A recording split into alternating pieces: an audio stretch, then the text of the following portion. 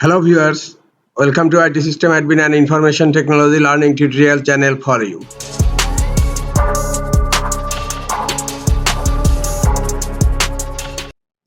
In this tutorial, I am going to create archive in XZ compression on Red Hat Enterprise Linux 8. Sometimes it becomes very important for you, so don't forget to watch full video. To create archive in XZ compression, go to the shell, right click on empty area and click on open in terminal. I'm going to create XZ compression archive for etc directory. Type tar, C for create, capital J for XZ compression and F for file, and then type the path and name where you want to create the archive /root desktop, as because I am going to create archive in desktop.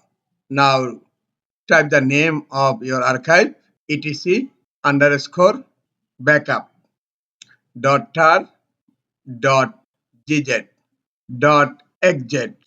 Now type the source directory which you want to create the archive. I want to create archive for etc directory /etc. Now hit enter. Archive is creating. The archive is created. And look, in my desktop, the XZ compression archive has been created. Go to the property and look, the compressed is XZ.